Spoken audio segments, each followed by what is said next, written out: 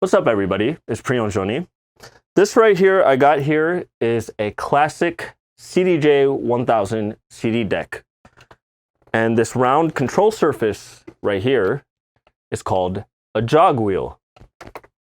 This right here is my DDJ SB3 DJ controller. And these two round control surfaces are called jog wheels. This is my DDJ 200 Smart DJ controller. And these round control surfaces are called jog wheels. This right here is a vinyl turntable.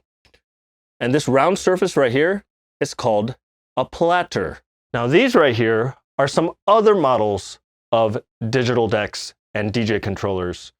And the round control surfaces on them are called motorized platters. Oftentimes, people mistakenly call the jog wheel a platter. There are folks who sometimes call the jog wheels on Pioneer CDJs and DJ controllers as platters. And I'm guilty of making this mistake every now and then as well. And I get it. Some of you guys started on vinyl and you're accustomed to calling the big, round functioning part a platter because that's what it's called on a turntable. And of course, a jog wheel does serve a similar purpose when it comes to scratching, pitch bending, and manipulating an audio track. So it's essentially the same thing, right? Actually, no, there is a difference. But before we get to the differences, let me ask you guys, where do you get your music from? Did you know that ripping music off YouTube or SoundCloud actually gives you worse quality audio? If you still don't know where to get your music from, what you need is direct music service. DMS is an online database of the latest music for working DJs and mix artists. From original edits, clean and dirty, with intros and outros, and remixes, DMS is a one-stop shop for getting the latest hits. And if you're always on the road like me, DMS has this awesome mobile app so that you can download your music on the go by putting it on your wish list, and it'll be ready for you on your Dropbox folder at home.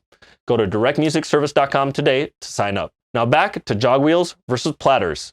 So in terms of DJ gear, what is a platter? Let's start with the root word of platter, which is plate. So what do you guys think of when you hear the word plate? Usually it's a round dish that you typically put your food on. In the case of a turntable platter, it's where you put your vinyl records on. Whether it's a digital deck, DJ controller, or vinyl turntable, the whole thing works in two parts. The movement of the platter can either be moving the record at the same speed, or it can be independently moved when you touch or manipulate the record while the platter still keeps going. There are two independent parts in the way a platter on a turntable works. The vinyl record, or the control disc, goes on top of the platter, and of course, the platter itself. It's actually three parts if you include the slip mat. Again, whether this is an actual vinyl record where you drop a needle on, or it's a control surface on a motorized platter on a digital device like an NS7, this type of mechanism is called a platter. So, what makes a platter different from a jog wheel, sometimes called a jog dial? Well, let's take a closer look at the DDJ SB3. Unlike a platter, a jog wheel is actually a one-piece moving assembly. The top of the wheel and the sides of the wheel can't really move independently like it does on a platter. The forward movement of the track that it's controlling is actually done virtually, whether it's inside the device or inside the software that the controller is controlling. A jog wheel only reacts to the movement when it's touched. It doesn't rotate while the music is playing. And I think it's important to note that although all jog wheels today just about all scratch, manipulate, backspin the audio track, just like vinyl, it wasn't always the case. See, back in the day, starting from the late 80s, early 90s, the jog wheel's only function was to temporarily pitch bend a track by momentarily accelerating or decelerating the audio speed.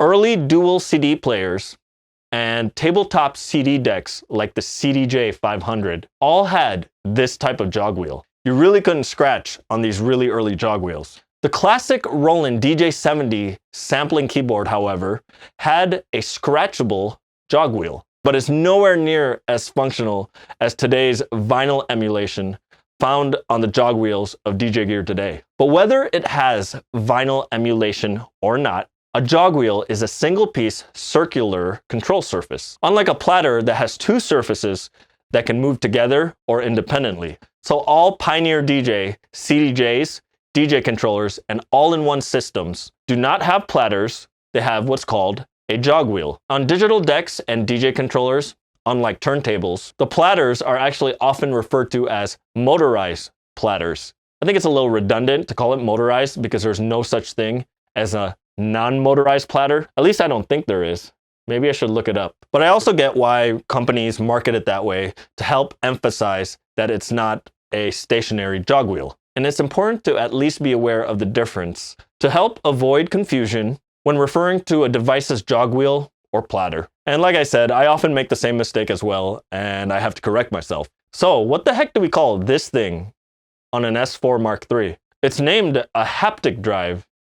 It looks like a jog wheel, but moves like a platter. It's officially categorized as a motorized, wait for it, jog wheel. A motorized jog wheel. That's right, it's a single-piece control surface with the option of motorized rotation. So which one do I personally prefer? I think this one's obvious, but my preference is honestly the stationary jog wheel. Now I know, I get it. I know what some folks are gonna say. It's because he works for Pioneer DJ. Now here's the truth. I've worked for Pioneer DJ for 1 year, but I've scratched, mixed, and juggled on jog wheels for 18 years. But nevertheless, my opinion, and anyone's opinion on this matter, should be taken with a grain of salt. Because at the end of the day, what matters is what feature works for you. We don't all have to use the same gear, and we should always choose the gear that we use based on what makes us play our best. If you've ever watched videos on YouTube from other guitar builders, even they don't all own and only play their own brand of guitars. I think of DJ gear just like musical instruments. You can only play your best on the gear that you best bond with. And the only way to bond with gear is to actually give an open-minded try of different kinds of gear. But if you're interested in hearing my reasons for why I chose the jog wheel over everything else over the years, let me know in a comment below. I might just do a video on it. Anyways, guys, if you like this video, be sure to click that like button. And if it's your first time here and you found this video useful, be sure to click that subscribe button and don't forget to click that little bell icon so you get a notification the next time I upload a video. All right, guys, thanks for watching. It was fun. Take care.